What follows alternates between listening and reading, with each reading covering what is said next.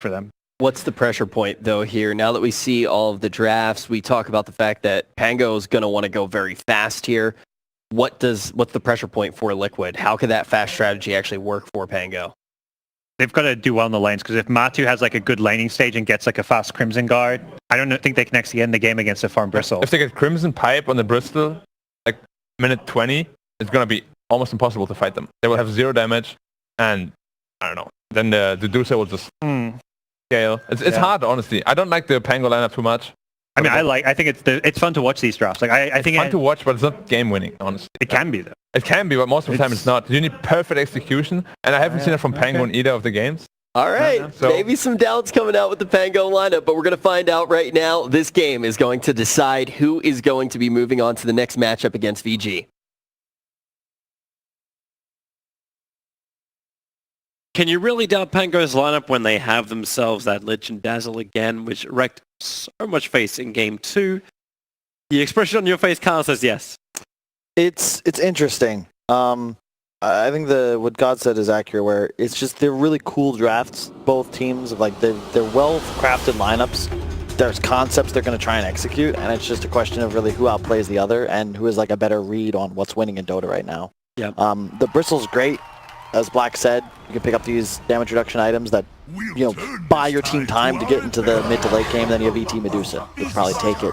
The concern is there's so much minus armor on the Pango lineup that you might just get destroyed in the duration of a Ravage if you're facing front. Like, you're going to have a Gush, a Medallion, the Dazzle, like, you have Tag Team. Like, there's so much damage. Like, Tag Team plus Birds is kind of crazy. And on the other side, Liquid, you have Grimstroke and Beastmaster, my favorite combo, because the Soulbind and the Roar. Yeah, you puncture BKB. It's so strong. You have ET, probably one of the best supports in the meta right now. Both drafts look great, right? And you got such great D push as well, so that's why I'm wondering, like, the panel was saying Pango needs to start really early and get in there, but how do you do that against Medusa's D push, ET, Grimstroke, Beastmaster? All of these guys can hold the line, and then you got Bristleback who can be your frontline tank, that 5th pick from Liquid. And we had that, I think we actually had that during, was it yesterday's games, or it was actually during the, no, it was yesterday's games, the Bristleback who basically just stood his ground and held Tier 4 towers all by himself. Yeah. So we know Liquid have the strength to delay this game. The other cool thing is Pango definitely play a lot better when they have this core Dazzle. This is one of the main things. They won this. They won the It's Not the Summit Online event. They would pick Dazzle first whenever it was available. They play it on every player, and the way they utilize it is really cool. I mean, a lot of people moved away from it after the nerfs, but it's still an incredibly powerful hero, and there's a lot of synergy, especially with the Lich. You have all these tanky frontliners. It's just... Oof. It'll be a cool game, that's for sure. And I like that Shadow is once again activated by the Liquid lineup, though. It's just are you liking this on bottom lane? This feels really dodgy. The fact, like, creeps will not aggro to you, but when you get damage through it with Frost Shield, and they're body blocking up the creep wave, so Mind Control, the creep wave's instantly going to bounce back the other way, and they can even dive underneath the tower if they want to. Mind Control is just in full defense mode. He's not by himself anymore. GH has rotated over. But it puts this top lane as Bristleback versus the Tide Hunter, which would be a fun matchup. I'm not sure that's what you wanted to do here, because now you're going to have a level 2 Radiant tri-lane before you get level 2 on the Dire side, and you're going to have a double creep wave in just a moment that's very difficult to CS into, especially now that Liquid's TP'd both their supports down here. Oh, ET is definitely looking to punch somebody. Plus 54 damage, look over towards the Tusker, but once again, Frost Shield gets put on somebody and everyone walks away. Yep. Now we've already seen the prowess of Visage and tri-lanes, though, especially as you get more levels. It's just this is gonna possibly be the lane that decides the game, although and I look towards realistically, I look towards mid as well. Like, it's double the CS in favor of the Dazzle.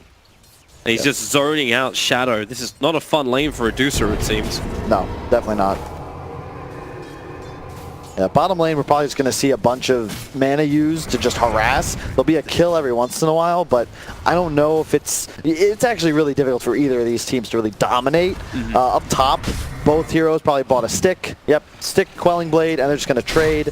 Mid is going to be the key matchup to watch, I think, and so far Shadow definitely suffering.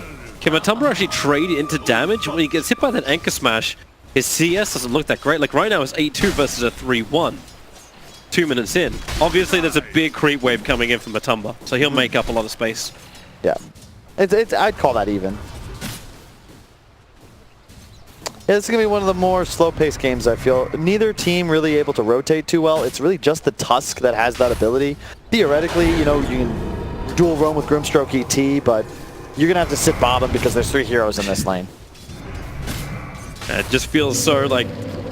Alright, GH wants to go again. This time with the stun, they'll dive underneath the tower. The damage to get through the Visage, but Frost Shield makes it very difficult. Yep. And they'll salve up pretty quickly. I like the decision from GH though. It's a minor detail, but he ended up purchasing a shield at the side shop because he recognizes that he's going to be taking this damage, looking to harass, and just a easy mitigation. You buy boots first, so typically you won't ever get the shield, but in a tri-lane, it's super value. I'd like to see Sailor do something similar, and after he finishes that Melt Talisman, get a Bassi. They're going again. Just put that stun over on mind control. And it is dodged, thanks to Tusker, Snowball, GH with the stomp, and now the damage coming into Tusker, but through Frost Shield is too difficult. It is the Visage who finds the first spot on GH, mind control, diving underneath the tower, taking way too much damage from the tier 1, so Pango with the Soul Assumption, he's body blocking himself up with his own board, but that's why Kuro tries to turn it around a little bit with a Stroke of Fate, but he still cannot save the 3 position of Liquid, that maybe they can get still a rebuttal. Stuns available, Kuro's letting it rip, they've already got a double kill on him with the Stroke of Fate. It goes through the Visage, and combining with GH with that plus 60 damage, they actually get 3 kills on the bottom lane to both of the supports of Liquid. I feel like both teams overstepped a little bit. Liquid obviously with a slightly bigger punish. And it's a bloodbath down here, but neither team really taking a decisive advantage. Like the CS, you know, 9 versus 9. The key here, mid lane, 24-9 on the Dazzle. Medusa only 14-4. Shadow definitely being punished a bit. If Shadow sees that regeneration rune in top, like, Naeem's going to move. He's actually going to get the regen rune. That's so big for him. Yeah, in this game he will be rushing the Necro Book, it looks like. I think that's the right decision. Just allows him to farm Ancients that much faster. Yep. Very strong against the Deuce as well. You have the mana burn on hit, and then when he kills it as well. Snowball, then running forward. He does have that ink swelling up, looking for the stun over on the Tusker, but that's why Tusker Frost shielded up underneath the big stack. GH wants to use all that bonus damage to actually kill somebody off, and one more punch to do it, but actually no, the damage wore off, but he'll still get it with a second swing. Won't have TP for just a moment, and unfortunately, he wasn't able to purchase boots before he died, so now he won of the gold for TP and boots. He'll just be teleporting down in about 10 seconds. Top lane, yeah, it's pretty much just people spamming at each other, nothing crazy. I think Slayer's wanting to go for this kill. He can use stick charges, then get the Frost Shield up. With GH rotating back over, nope, here's the Frost Shield and the Blast.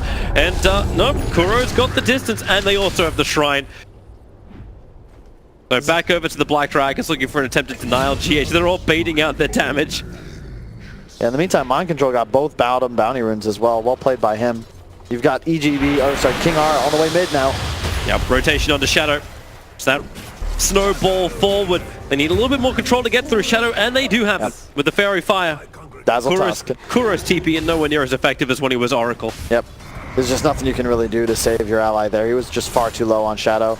I'll be interested to see what item choices he goes. I was brought yesterday, I can't remember who I was talking to about this Kaya Yasha concept on Dusa. Because of the way mana loss reduction from Kaya functions with your mana shield, it's actually just insane damage reduction. It's very abusable, somewhat similar to how OG would utilize Spectre with IO and stack that reduction. I don't know the math on it, but you have a mana shield and you lose less mana, and math, very good. Increase efficiency level, that's all you want, right? It's something I actually think needs to be changed, and I think that's also a main reason that Deuce is picked as much as he is thus far. Like, you get up to like 71% damage reduction by just purchasing Kaya. Which is funny, because like, has that actually been an item we've seen any team purchase on the Dusa? A couple times, yeah. I keep seeing Mantis, and I don't know if that's the play, but you know, I am a caster after all. It's Great Chill and Frost Blast out. Over on the Beastmaster, Snowball's coming in from the Tusker, able to connect as Mind Control goes to the tree lines, but the Stomp creates a lot of space and keeps the Visage, the Soul Assumption away. That is Slayer, who's in the trees, who needs the distance. GH trying to catch up, but now the shards, it doesn't actually get the block. It's already Lich dying. Kuro low in life thanks to Soul Still Assumption, but GH goes in deep. They are really going after this with the stomp under the tower. One more punch will kill off Visage, but the TP support's coming in thick and fast. Double kill. It's already the Dazzle back. GH will die, and they have the damage from Mind Control. Yes, they do. Dazzle with the double kill. What a nice rotate for your mid.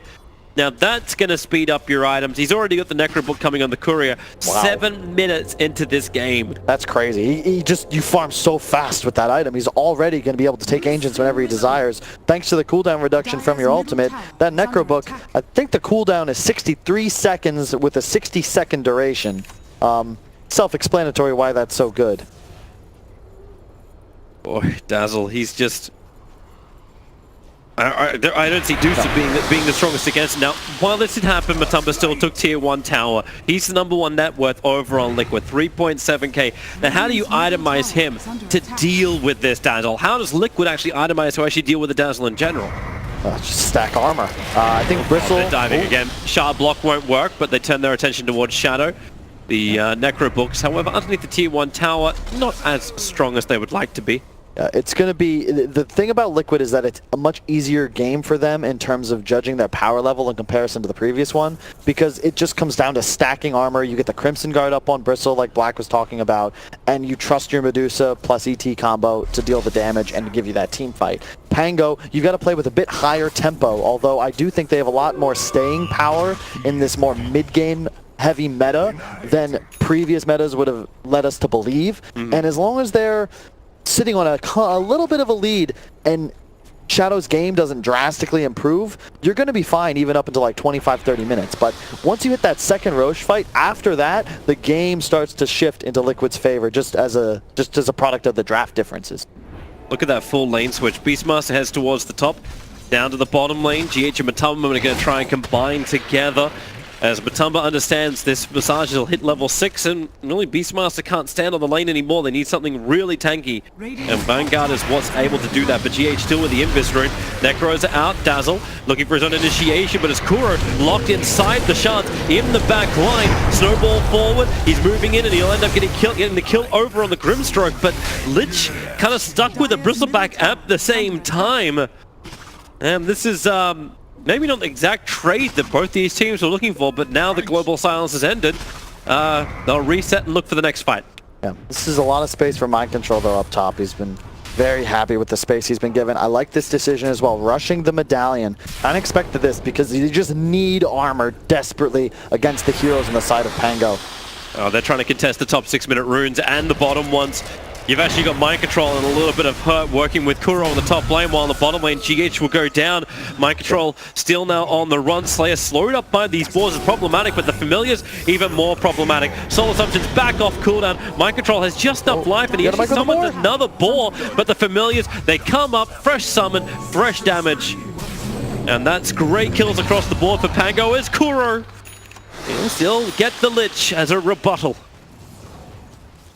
Well played. Decent trade mid Snowball lane though. mid. Necro Books have been triggered off by the Dazzle. The Shard block is perfect over on Shadow. They burn through all of his mana. The Shards will disappear, but where's his follow-up damage? It's already done. The attack from the Necros will do the work. Tusker kind of caught in the wrong side of the trees, just trying to juke out Kuro, but that's why they silence him up. And the follow-up son from the Inkswell. Tusker snowballs back off cooldown. He can buy himself a little bit of time, dodges the attacks, but then he comes in even closer, which allows GH to spirit out and find that final point of damage. Dazzle with no points in Shallow Grave, just cannot save anybody. Really cool play from Shadow though. He actually was microing his illusion. He got 4 CS with it and was a big part of actually securing that kill, even though it was on a sliver of HP. Radiant's top tower is under attack. Arcane's looks like, yeah, so this is cool. Liquid has a much better understanding of like item synergy this game. You've got Matumba Man going Vanguard into Crimson, probably Mech after. Actually, it's going to be Mech first.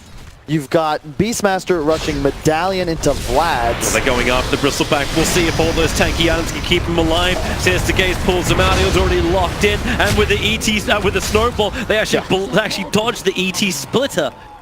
And there's 30 seconds on the sideline. Pango want to fight. They have Ravage available. They have Vlad's on the Tidehunter. And damn, their sustain is so good. So they just group up as 5 and look to fight with the stomp. Maybe a little bit of space to be created, but Tidehunter still no mana. Actually, he cannot get the Ravage out. Shadow is still too much, but it still is Pango charging forward. They've got all the tankiness in the world. It's a good form there and stomp. Doesn't matter. But Mind Control does not want to join this fight. He still remained on top lane. TP scrolls available. Bristle will respawn now. This is just such a disgusting amount of momentum. They've got a Vlad, they've got HOD just completed, and so many heroes that utilize or add to the amount of physical damage the entire team can output. Tag Team, Dazzle's passive, Gush, Visage, oh my god. They're going to keep fighting now. Okay, Liquid's got to be a bit careful, but check up top though. Yeah, Mind Control's taking the tier 2 towers. They're getting space. Visage is beginning his TP now. So Mind Control, look at it. Fresh resummon. He wants the damage. Mind Control does not want to burn raw, but with the Familiar's control, another stun, even the Sinister Gaze, he'll have to roar the Lich, not the target he wants, through the Soul Assumption.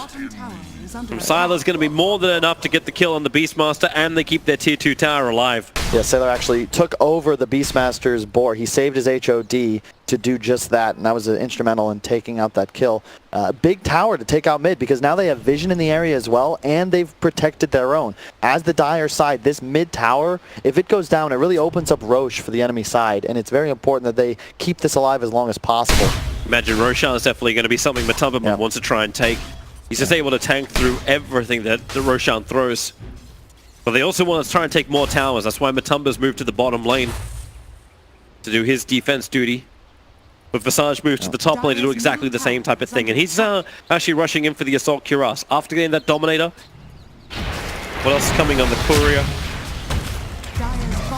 That's tough Dazzle right there. Yeah, goodbye GH. Yeah. Tag team, bear in mind, 100 bonus physical damage to every unit attacking a target in that radius. So you add in all this minus armor and all the minions.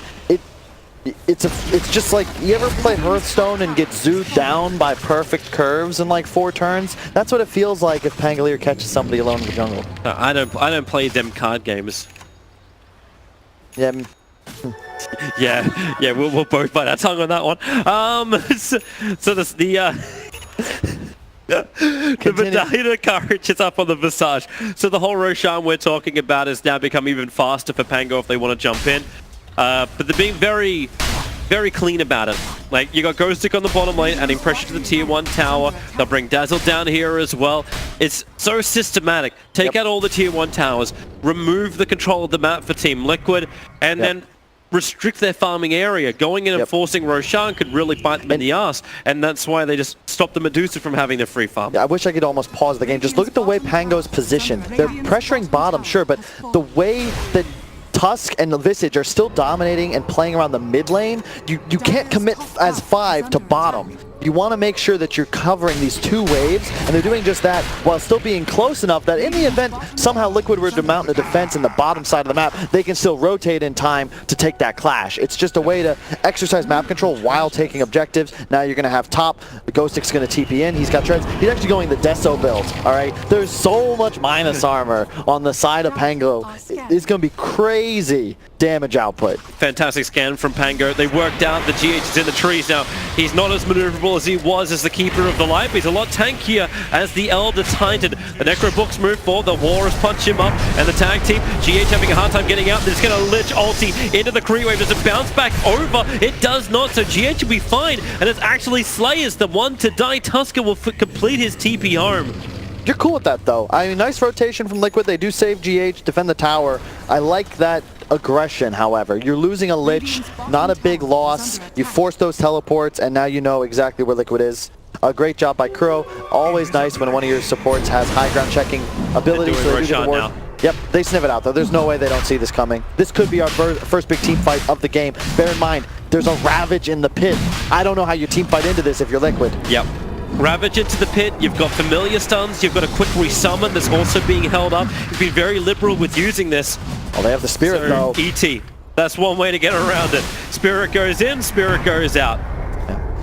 Both teams really have incredible area control in team fights and tons of poke. If you try and sit four in the pit for too long as Pango, you're going to catch those paintbrushes from the Grimstroke. The Spirit's going to scout you. Actually smoked up again. Yep. Now they Looking know for Mind Control's been forcing this top tower a hell of a lot. Now the Familiars, they actually break smoke going over the boards, and Mind Control moves a little bit further to the east. His TP out will be successful. They really wanted to get that kill and then get back into Roshan. Yep. But Pango will not get what they want.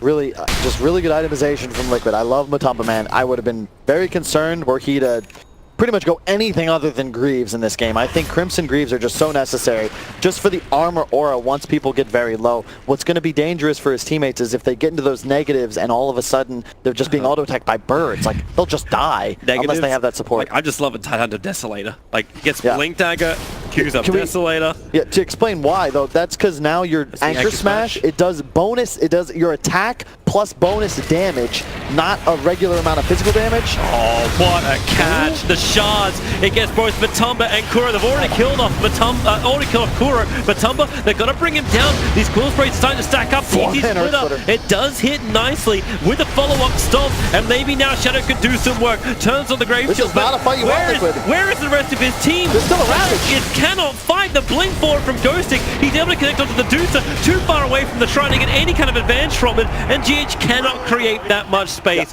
3 Euros down. Now Pango can do Roshan. You can't fight this as Liquid. Like, you can't ask for better spellcasting from GH. 4-man Earth Splitter, 3-man Stomp. It doesn't matter. You don't output any damage, and even if Curl were to, or Mind Control were to be there, it doesn't matter. This is the most incredible mid-game lineup we've seen yet in the tournament. You need to buy way more time if you're Liquid. You need at least another 15 minutes before you can be confident running into a Ravage.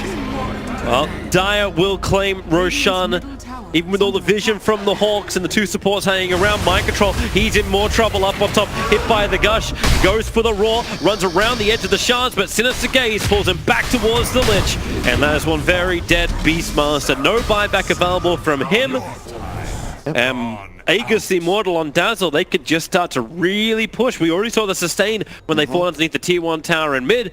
Out of Greaves, sure. Not just a Greaves, a 26-second cooldown on Greaves. Okay.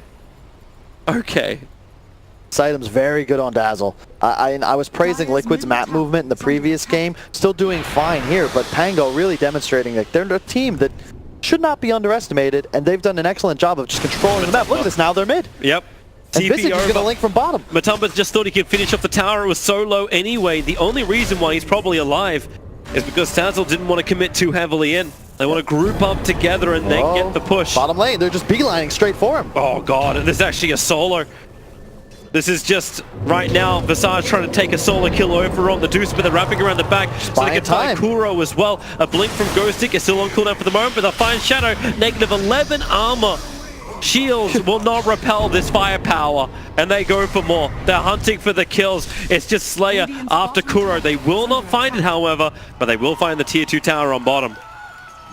Bounty runes have spawned. Looks like Liquid should be able to control the 2 in the top area of the map. They will get mid tower as well. Bear in mind, so far so good for Pango. Game is still even. Pango's going uphill right now. Yep. This is when Liquid very have hard to do that.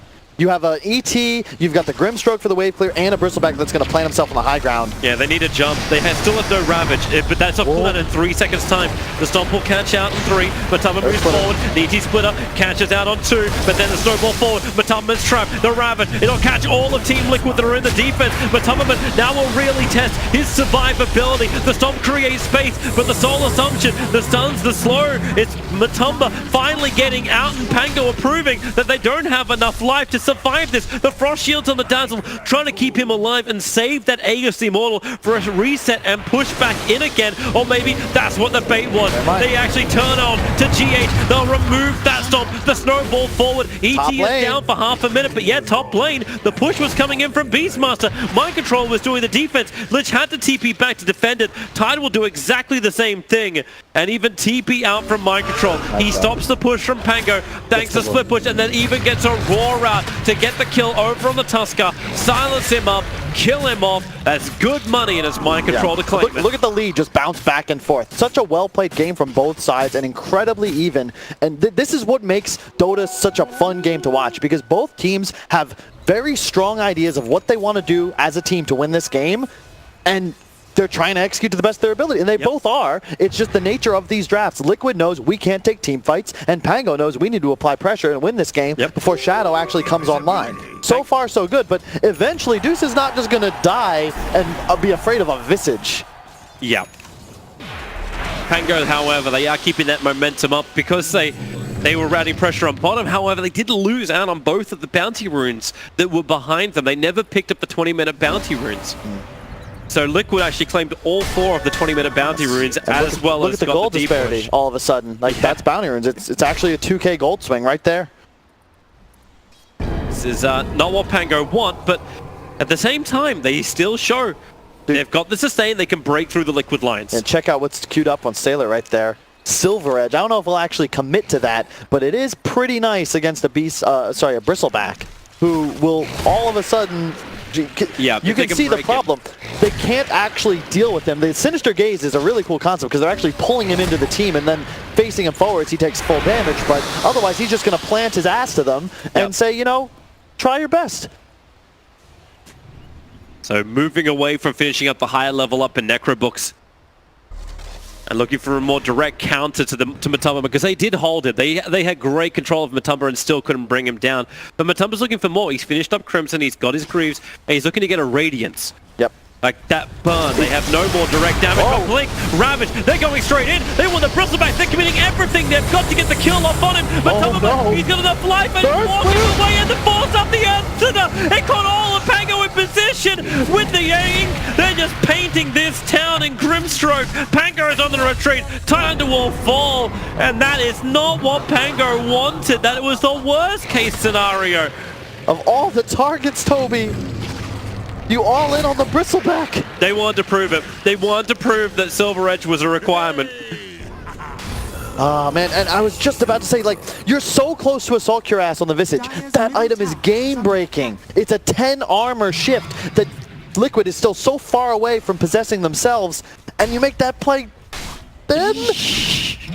Oh, that's gonna hurt. Can Liquid go up? Can they force it the other direction now? Shadow being initiated on. He's gonna quite a quick man to dodge and try and get away from those familiars. Running out of the mana, but now the ET stop. GH just creates so much space, and now maybe even Snowball. Okay, Tusker shards forward. There's only so much help Shadow can receive. Hey, you want to talk real quick about Deuce? I know he died there, but did you see how we went from 0 to full mana? Another reason this hero is picked so early is because of that talent. Level 15, you get plus 35% Mystic Tank mana shield. Also part of the reason Kaya's OP on the hero. But the point is, he's going to be a lot tankier than you realize, especially when he gets to level 20 talent of 700 mana. So still, you can see when Pango isolates Shadow, he's going to die, no problem. But this will shift as the game continues. You got to stay calm, relaxed. Roche respawns anytime from a minute 30 to 4 minutes 30 from now. You got to make sure you get that if you're the side of Pango. Mind control, roaring over on Dazzle. He's got more support on the way. ET's coming in, and GH, well, he can't get close enough, but that's why he has a Spirit instead, and the ET splitter literally snapped by this. Matumba looking to capitalize on the situation. Chain Frost bouncing between Kuro and Mind Control. They should separate themselves up a little bit more. And while they were doing that, it's just a TP out. Yep, and I love the Radiance choice from Matumba, man. It's not just for the offensive power, but it's 17% miss chance on all of the creeps and on all of the heroes. And who on the side of Pango is your traditional right-clicker that can buy an MKB? None of them. So it effectively represents 17% evasion for your entire squad. I think right now the max amount of physical damage is done by familiars, not even by the heroes. The AC is complete, however. I imagine if he were able to pick that up and they take that fight before the Radiance. And this kind of Dota, it's all about just hitting a timing, your power spike, and just walk at him and pray you win the fight. And right now, that's what they're doing. They found Grimstroke jumping forward. Negative armor. He had 26 negative armor with the Desolator that's now on the Tidehunter. But while that happens, Beastmaster is pressuring top. Lich is here to defend, so Mind Control, with the split push pressure he attempted previously, it won't be as successful, because you just frost shield the tower. I think if you're the side of Pango, look, this Elder Titan has got to be one of your first targets. If you're able to take out the supports of Liquid. Matumba, he's baiting him out so hard. Negative armor, don't care. Pops Greaves, instantly counted out. And that mid-tower, he'll actually end up looking for the denial and able to do so, while the kill does actually happen over on the Lich. One more shot. Ooh. I thought that would do more damage than it did. Tower is fine. That's cool. 128 HP, so denial in mid, and they almost push out the top tower. I just respect these teams for the little things, like, you know, the punch onto the catapult to try and kill it before that last shot. But it survives because Mind Control solar crested it. And he was doing that while pushing because it now gives that bonus attack speed. It's part of the reason the tower took so much damage, even from a solo Beastmaster with the Lich defending. 3k lead for Liquid. It's pretty big. Still though, Shadow, he needs that next item. If he can manage to grab a Butterfly on top of the Radiance from the Bristleback, I think this really starts to shift in favor of Liquid. But you've still got one more shot of your Pango. You can get this next Aegis and look to go take a big fight, but you need that fight. They need to get rid of the side laner as well. Beastmaster is over in the tree lines. TP Scroll is on cooldown for Mind Control, but he just picked up a Blink Dagger.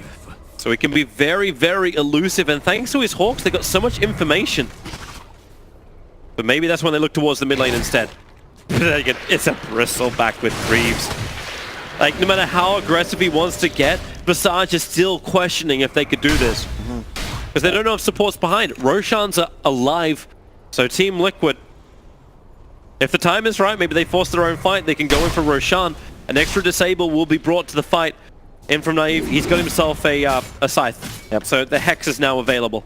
That's huge. Unfortunately, no longer disables passives, so the Bristle, if he's still facing his back to them, it won't. Familiars, they're looking for their target over towards Kuro. Familiars have the drop down, they've got the chaining stuns, and the damage output really good. You've already got the kill over on the Grimstroke, but is that enough? Back up, remember your job. They have an Invis Tusk Bear in mind. He just picked that up along with the Spirit Vessel. It's a big item purchase against the Bristleback. The Beastmaster once again on bottom lane, still looking for the trade-off. Oh, he's TPing in. Yeah, he is. But there's a Tusk scouting everything out. Invis, he's underneath the Sentry Ward. A little bit off to the side now, so they can't instantly attack him, but they go after Mind Control. Flip him already with the Walrus Punch. They're coming. They're looking for the fight. So the Shard block perfectly on the edge. That's why they go for the Ravage. No ET stop, but he still has a Splitter available, and the Double Soul Assumption hits. They fly out, so GH will fall, and now you have Bristleback isolated. No extra support. TP's coming in. It's ET trying to help him. They hold him in position, but it's all on the back. The stomp is good, but Tummerman finally brought down by the Walrus Punch. Kuro cannot save his life. And underneath the Observer Ward, they feel confident to continue to jump forward. Gush can't find it. Shards fly forward. They won't get it. They're not going towards Roshan yet. Now they are. I feel like if you get those kills, it's fine. It's fine. You want to get the kills. They smell blood in the water. I understand. I just feel like it's very important that they utilize this window ASAP. You have an advantage. You know this Deuce still doesn't want to fight, but he just grabbed his Butterfly. I still think it's time to go, but you gotta wait for Ravage. So it's all good. It's all good. They may just push anyway. Bristol's dead for 40 seconds without buyback, so they have the ability to push, and they want to test it, because if they can force a buyback on a Bristol, you'd be happy with this too. But I suppose the D push from Liquid, so hard. It's so strong. How do you go high ground against a Deuce who's right about to hit level 20 and an Elder Titan? The high ground of Liquid is so strong. Yeah. The momentum and the power at the moment of the Pango lineup is also incredible, but you just can't break base. Yet. Yeah. Not unless they get a lot stronger, but... Look, and just real quick, look at the side lanes, look at the corners. You've got ET playing one, Grimstroke playing the other. All Liquid's trying to do is push waves. They see the Beastmaster. The Blink Dagger on the Tusker was already used, that's why they can't close the distance on Mind Control. But they're hunting. They want to get rid of Beastmaster. Alright, okay, maybe now it's up through mid. Tide Ravage off cooldown, still in 32 seconds. So they're not ready to fight totally yet, but a double catapult wave seems a little bit too good to pass up. So they beat into the tier 3 towers at least. That dies pretty quickly. Bristleback again being the front liner. Tidehunter jumping forward, a lot of negative arm, but that's why they push back the Bristleback. While he's stunned up and hexed up, he cannot use the Greaves, but it looks like Pango. They at least got the tower. What more do they want? I want a Helm's Deep soundtrack playing right now, Toby. How long until the dawn? How long until Gandalf arrives? Shadow's getting close. Sound the horn. He's got the level 20, like I said, so he's going to have a lot more survivability, but you could see, like, those structures just melted. There's so much damage and minus armor on the side of Pango. We're approaching that time, though. We said 25 to 30 minutes. After this second Roche, the time starts to favor Liquid just because of the way their cores scale better naturally. But right now, Pango, man, they're so strong. They just need to find someone. Yeah, and they did. They did around the Roshan pit. If their observer was to go to work. At the same time, like I still wonder about this atomization in from the Dazzle. If you're looking to finish this game right now, why are you going a Lincoln Sphere over on the Dazzle? Why are you not looking to actually complete up that silver edge he had previously? I might agree with you there. Because it feels like Bristle's gotta die, and they just can't get through his back spines with all the peel and the way that he's itemized defensively. Although, like, I don't know, if it's not Silver Edge, I'm trying to think, is there a team item that they don't have yet? They've got Greaves? I don't know. It's also kind of difficult, because whoever you go on, Kuro and GH have a 4-star each. Yeah. So they've been using that just to get Bristle back out of the engagements when that initiation comes in. Ty jumps in. He's gone for the negative armor. He's gone for the buff up on the gush. Yeah. I will say, though, there's a Pango's going to last longer than I estimated. It's going to be 35-40 because you're going to have a power spike if this Visage is able to finish the, what's the super orchid called? The Bloodthorn. Bloodthorn. That Radiance, that Butterfly, no longer matters. Your whole team has 100% True Strike on target. They're coming. They're coming for Beastmaster, and List is going to find him. Blink in, Snowball, it was one of their smokes, a raw back. He does not TP out of this one. He does not TP out of this one. He was close. He was actually very close if it wasn't for the Hex. Yeah, but Liquid still, they're doing a good job. Always playing 3 waves. As you can see, whenever Pango finds a kill, it feels like one wave's at a tier 2 and the other is about to be there. So both teams still playing their drafts the way they need to. Yep. It's just going to come down to when does Pango decide enough is enough. We're going to fight in your base and see what happens. Yep. Might be pretty soon. Team Liquid delay it. Spiriting up the mid. Top tier 2 tower will finally be brought down. That's the last remaining out of tower for Team Liquid. Keep in mind too, the Pango have not removed the shrines. They've still got back positions to TP out to for Liquid, but into the mid lane. Dazzle has started the push. They're looking towards the range rack. Jump in from Ghostic. Burns a Ravage very, very quickly. Bristleback's in the middle of this fight. Everyone's getting cool spray stacks up, but can they kill off Matoma? No, my bad. The stuns are out. Matoma's going to kill them all if they're not too careful. Oh no, he may die anyway. 4-star out. He finally goes down. A Bimax available for the Bristleback, but not for the Deucer. And that may just be the mid-racks. A fortification. Keeping the range racks alive on 7 HP and giving time for Bristleback to get back to the front lines. There's Tidehunter with the shields up. They Hex on the Bristleback. Dazzle stunned up because the ET is just an ET. Familiar drop down, and now Matoman trapped inside the shards. He doesn't have Greaves available. So much negative armor, so much damage, but double 4-stars gives Matoman the distance to get back to the tier 4 towers. He just faded in that meantime. Big mistake from Shadow. He TP'd in with long duration, and respect to Pango. They're playing to win this game, Toby. Yep. They just went straight in. He didn't get a damn second to do anything. They're going for the second lane of racks. A potential winner's bracket spot available. Keep in mind that Liquid, if they lose this game, they'll be in, well, and they still managed to get through. They're still facing up against LGD. Second place of this group faces LGD in the first round of the winner's bracket. It's a hard path, and right now it's Pango's path, pushing Liquid into it. Matumba, he barely survives. They still want the second lane of racks. GH has been such a beast throughout this entire series, creating more and more space. But they still cannot stop. Bottom melee racks from being taken and the full mid. Man, what a play. Again, it just, Dota's just such a game, right? If Shadow TP's just a little further back, we actually have an engagement. Instead, they have enough time, that extra 2 seconds, right? The bird stun as he teleports into the immediate Ravage, Hex on top, goodbye, and there's just too much damage. Pango, like, this is the time. About as close to the peak of their lineup as you can get. You're going to have a Halberd on the Lich. You've got Shivas, Vlads, Deso, AC, Medallion, HOD, a Hex if you need it. Did I say Greaves? There's a lot of items. It's tough to keep track. Hey, I'm loving the Aghanim Scepter Tusker. Let's bring in the kick.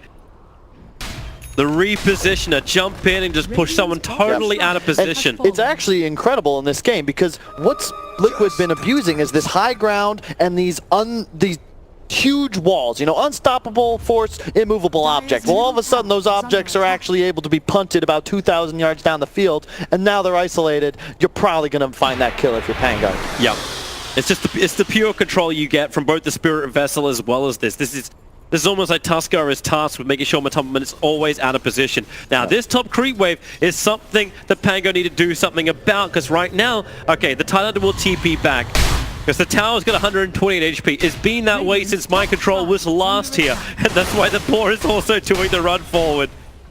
And will not get any damage into the tower. And so far, like, what a performance from the cores of the Pango. Like, Naive and Ghostic have not died. And Sailor, I'd argue, has been the MVP, even with his 2 deaths. Like, he's just been everywhere. Actually, I gotta go look at Ghostic's net worth, okay? This is a Tide Hunter, all right? This is a hell of a play. Yep, it's a Tide Hunter going dataless as well. You gotta love the way that Dota can just be modified. You change one ability on a hero, and all of a sudden the item builds totally change, and how you approach this hero get changed. Desolator and dataless on a Tide Hunter. Oh my god, dude, it just, the minus armor, man, there's just so much of it. He got the Gush talent, -12, Deso, -7, Medallion, -7, Dazzle, I think it's what, 3 per stack? That's why I said, like, Grimstroke, when he got jumped in, like, that happened just after they got the negative armor on the Gush. He went to -27 on Grimstroke. Like, it's not a happy day. Now you're paying. No, this is the play. Wait for Roche. You got 2 minutes. Everybody relax. Spend your gold. Buy those items. I don't think you're feeling any pressure. Yeah, it's a Medusa. You're worried about the scaling into the late game, but since you have 2 racks, you're this far ahead. And really, the lineup of Pango, I think, is scaling better than you would think, just because how long has Tide Hunter been in Dota? Yep. Have you ever seen one go late game with these items, right? No. But with the Anchor Smash, you think about, like, if everyone groups up from Liquid, that's a pretty brutal late game hero to have. Dude, it's like the panel was kind of half joking about it. Like, have you ever seen the Tide Hunter go a core? Remember, he's got the plus 250 damage talent at level 25. This, you want to combine that with a Daedalus? He's 1 level away from completing it, and Ghostic could just crit out both the supports. And your Anchor Smash applies modifiers, right? So obviously it's giving Deso on, it's putting Deso on everything. You lifesteal from it, and now you can crit. Yep. I think. It sounds I've never seen it before, but I'm pretty sure. It sounds right. I'm almost concerned the game's going to end too quickly and we won't get to see it. Because he's at least got the Crystallis, so you'll see the crit. He's 85% damage reduction. Oh, here's your hit. Silver Edge going to work. That's only freshly picked up over on the Dazzle. The stun. 4-star #1, but Tomlin's got some distance. He'll get it out. And another 4-star. Back to T4 Towns. They burn Stone Gaze for Ravage. Pango. Oh, that's a big ability to burn, especially as Roshan's up in 1 minute time. It's just unfortunate. King R was slightly out of position there. Otherwise, he's just going to get the kickback, and that's a dead Bristleback 100%. Bear in mind, like, if they just keep going for Dusa, who's doing damage on Liquid? If Tide Hunter just spams Anchor Smash, this hero does 85% less damage. He's a creep. And Pango, you have way too much DPS if you remove the main core of Liquid from the equation. Liquid's coming out. Now they're underneath the Dire Observer Ward, Pango, and that's why Matumbaman, he is full on bait. They have to jump in, and man, that bait, he's going to actually go down. 2 minutes on the sideline. There was not enough of a response from Liquid, not fast enough. They have to retreat. Pango have one hell of a window. Do they go for Roshan, however, or do they go for the top lane of Rax? Dazzle has 100% uptime on Silver Edge if he wants to as well. And you can already see, like, when Matumbaman gets hit by that Silver Edge, it does not matter what you've itemized for. There's too much damage. There's way too much. They're going for Roshan. They have a little bit of time. The Daedalus is coming out on the Courier, so it will be fully completed for this next fight, and the Roshan just does not survive. You get the refresher shot in for the Tide Hunter. I wonder what he switches out at this point. Like, does he take his treads out? You can crit Anchor Smash, hype. You can't? All right, he crit for 757 just then. If you add 250 damage to that times 2.35, times 235%, that would be the max crit if he hits 25. We won't see it, but that's what it would have been. Oh, the push is coming in. Bristleback still not alive. Pango. It only took him a minute to do Roshan and 2 minutes on the sideline. But Bristle makes this very difficult, and they're jumping in. They're after Medusa. The kick. No! He went the wrong way! The Ravage is blown! He still has a secondary one, however. Oh. Actually, no, he doesn't. They didn't actually have the refresher shard over on Ghosting, but they jump forward over on Dusa. Soulbind, Lich and Dazzle combined together. Shadow with the ET splitter. Lich will die. The Megas are already now up. For Pango, Slayer looking to survive. The Aegis Immortal burns on the Dazzle, but he's in pretty deep in eyesight. That's why Tusker just throws the Medusa, or kicks the Medusa, the opposite direction. They need some exit kills right now. Team Liquid cannot afford to let Pango get away from this one with only just the Lich dying. There has to be more. Bristleback could be up in 2 seconds' time. They just can't stay close to him. Tusker, he's an ultimate kicker at the moment, but he will still die. 74 seconds on the sideline for him. Both heroes have buyback, and Pango have Megas. It's gonna, for the style points, King R is gonna be so mad at himself he missed that strike. But you know what? Who needs a hat trick? You won the game at this point. You get level 25 on Tidehunter. We get to see it, so that's enough. Cool. I'm happy with this. This will be fun. Yep. I don't want to say that's game because it is a Dusa. Theoretically, you know, we could have Rapier gaming. Anything can happen. But this is also Team Liquid. Never count out Team Liquid. It's the combination of just all the damage reduction, right? You have tied not just the Kraken Shell, but the Anchor Smash, the Lich W, the Gravekeeper's Cloak on the Visage. It just feels like Liquid has never been able to match the tempo and the damage output of the Pango lineup. They've been ahead this entire time, even though the net worth was even, and it really just took that one mistake by Shadow, or was it really just Pango with an incredible aggressive maneuver that blew this game open? The TP of Shadow? Yeah. Until then, the game was at a point where at most you could say it's like 55 or 60% favored as far as like who's going to win this upcoming engagement. But the moment you blow that open, you get this 15k lead, couple of racks. Pango's just, they know how to close at this point. And really the itemization, I could harp on this all day, but they've got everything they could possibly need, from the Silver Edge to the Bloodthorn on the Visage. You got double Lotus Orbs that just got purchased, one from either side. But Tom is trying to finish up his items. He's got the Courier who wants to buy it right now. It's his Octarine. He got the spell Lifesteal 15%. And he's actually spent the money for it. So he's committing his buyback cash. He knows he needs to be able to survive. And just that lifesteal that's going to come from the never-ending sprays or whatever he can do to stay alive.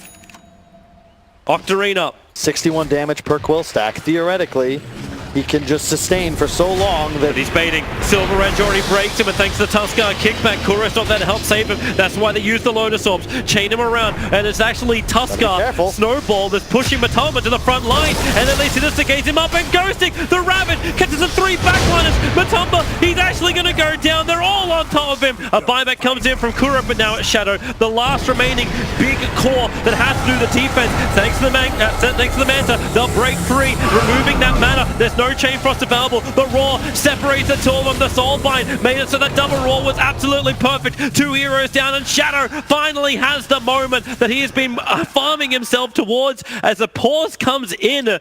Bristleback is DC'd from the game. That may be the auto pause button kicking in. But Tuskar's still on the retreat too. Shadow, he actually became a hero. I think if you're Pango, it's very difficult for you to close this game just with this straight up brute force.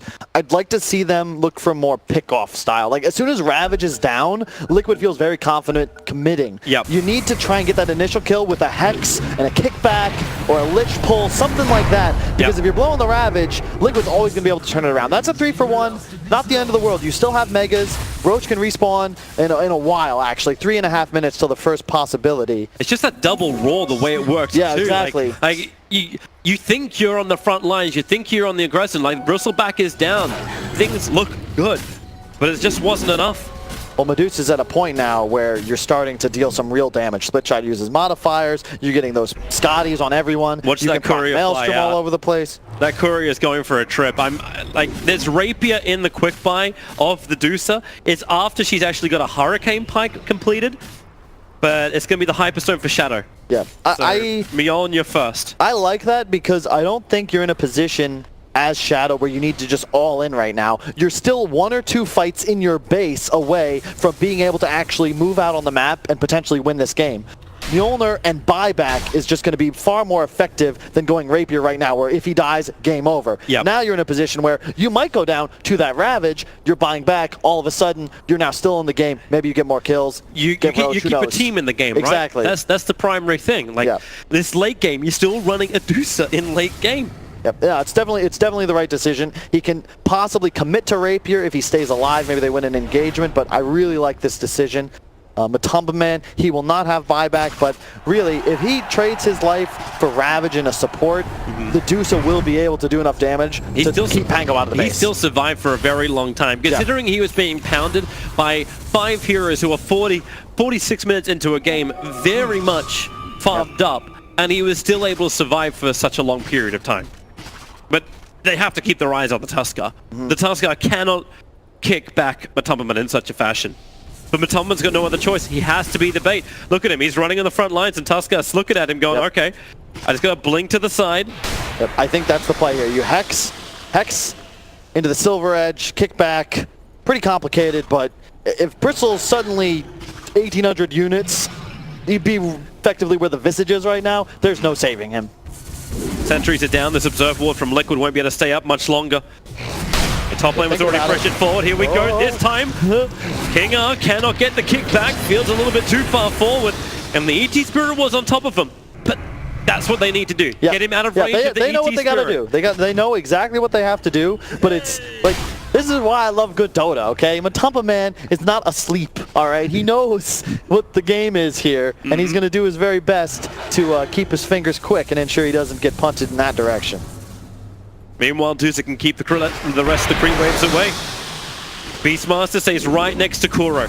The double roar, so important. Hex is already out. There it is. Back. There's your kick. Long way back. The Tusker. Snowball comes out. And then, no! Wait, what? The Lotus Orb pulled it back the other direction. Bought some time. The Ravage is out, but Matumba will stay alive. Wow! Lotus Orb for the save. Who was that? That was mind control. He hit him with the Lotus Orb. You actually can't snowball the Bristle to finish that kill there. That's sick. God, this is fun. The snowball was being used as well to get the Tusker actually back to safety too. But the snowball, it triggers back right once the snowball actually reaches the hero. And you then have the ability, it effectively becomes your snowball. So you then have the ability to stay in it or pop it whenever you'd like. So he's waited. They actually executed that perfectly because they hexed into the kickback and then they Silver Edge attacked him. He's 100% dead if not for that snowball. Oh boy. But they executed it perfectly. So next time that mistake will not happen again. They look towards Matumba. Hex is out. There's your first kick. This time the Tusker. He starts the snowball again. Lotus Orb is already out. They're bouncing him back the opposite directions. But Matumba, he's able to stand his ground. They're going to kill up the Tusker. Shallow Grave keeps him alive just that little bit longer. And maybe then it's even the Dazzle. But because he's got that fresh Aeon disc, he stays alive longer. But now the Chain Frost bouncing around the wings. And Liquid, they are so damn strong, so damn powerful. And Pango have 2 in the grave with no way back up again, but Liquid is still against Megas. Yep, and they're fighting with that Ravage there, Toby. I don't think you should be in the vicinity of the base. Megas don't matter. Liquid have so much wave clear. You've got 3 different cores that can handle creep waves all by themselves. Shit, even Elder Titan could.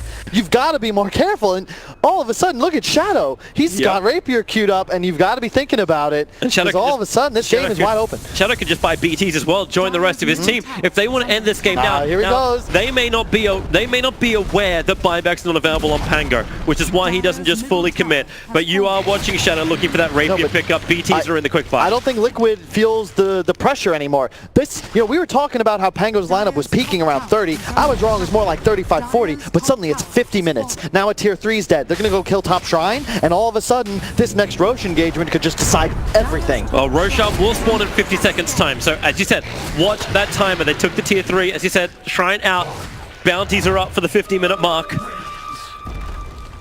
Watch the next fight. I still can't believe that all of this is probably just happening just because there's a snowball. That one snowball that made put us in this position where Liquid were able to keep Matumba alive.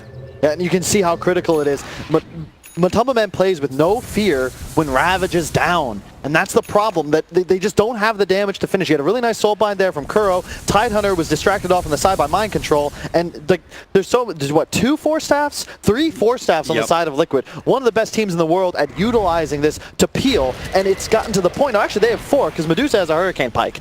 And all of a sudden, I don't think you have the damage to kill anybody on the side of Pango before the team is able to respond. Pango needs to drop a sentry ward over the pit as well. They need to get rid of this Hawk. It's seeing Roshan alive. Liquid have too much information to battle around this pit, while Matumba can hold the mid wave.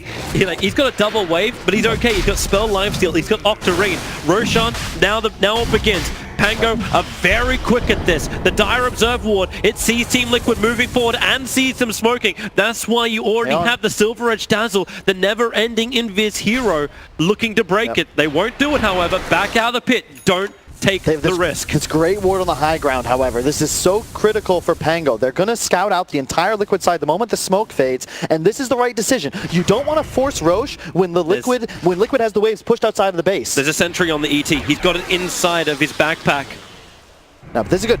Stall the game. Make Liquid deal with the waves and fight you in the pit with a numbers disadvantage. Don't allow them that window of 20 to 30 seconds where the creep waves are good and then they beeline for you. This is why Deuce spent the money on the BT's level 2. Needs to jump to the hero. Smoke coming forward. Team Liquid, BT's onto the Bristleback. The Shadows on the front lines. Roshan's already dead. Is he Ravage? It's going to burn and create some space and actually kill the fight Dire. And now in they come into the pit. The Roar is out with the Soulbind. It's for Dazzle and Tusker. Stunned up for the moment and they're getting the kills. The damage from Medusa is way too high. Even Lich controlled on the edge. He'll go down. Dazzle will follow through. It's a Shallow Grave will finally wear off. Remember, he has the Aegis Immortal, so back to life. Dazzle 2 seconds down, but the creeps are all coming up. They're beating into the tier 4 towers. Only ET is the one on the defense, so even though they will be able to stop them from holding the Aegis Immortal, there is a huge defense job that must be done by Liquid now. Oh my god, Toby, what a game. What a game. Did they get the refresher? They did. So there's no Ravage, but now you have a refresher shard on the Tidehunter. It is probably... Gold doesn't matter at this point. Who cares about the death? It's all about structures and finding that opening. As having your buybacks available too. Liquid have all 5 buybacks up, and I'm watching that Deuce's money. 8.2k. The surplus is up to 4.1. It's still not enough to buy the full Rapier and have a secondary Deucer, but Matumberman, I cannot actually believe I'm about to say this, but Liquid are looking for kills at the moment.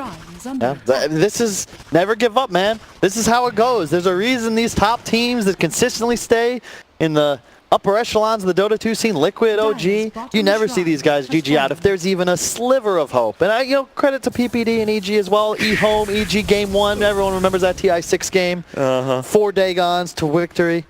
It's just cool to watch, man. And no matter who wins this game, they deserve it. And that's what's so great about this game. You can't say, there were a couple mistakes made. Sure, we can harp on that. But really, this has been a game of 2 teams playing incredibly well. It's the great mechanics. Like, who would have ever said, like, a blink into Lotus Orb was going to actually keep Matumberman alive? Like, that one snowball return around. That's the way Pango could have potentially just walked through this and won it. At the same time, there's been really great fights throughout Pango throughout this entire series, too. Yep. And what's cool is that, like, the little things, because I don't think that he's buying Lotus Orb unless he sees the Visage go Bloodthorn, right? Yeah. And so the Visage Bloodthorn makes makes that item more value, the Lotus, and that somehow, changes this game radically. It's just so cool. And now Liquid, you've got a bit of a window, no Aegis. And you've got to be careful because you're now faced with the same dilemma that Pango had for so long, which is how do you break high ground against a team with this much power? We're not having this debate, are we? How does Liquid break high ground when they're against Megas? Look, we can't be having this kind of debate. Like, look, man, you watched, what was it, the Here they go. Smoke against Smoke. Tide has the double Ravage, and they're looking for the target. It's over towards the Beast Master, but he couldn't move fast enough. The Blink actually couldn't go off. They will get the Hex over on Deucer. Ravage number 1. Wait for Ravage number 2. There it goes. They bounce him around, combining with the chain front. Deucer is down, and the supports of Liquid. They couldn't get involved, but at least Bristleback, he stayed alive through all of this.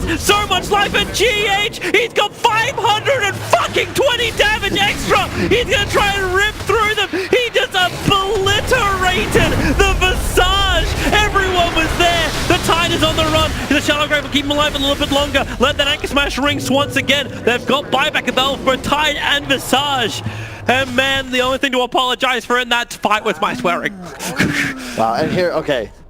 Is that it? It might. Okay, so No. Slayer's gonna do something cool here. He's gonna do his best to cancel the Medusa TP once this wave dies and just stall it out for a few more seconds. Here it goes. Do it. No. TP out. TP out. so No.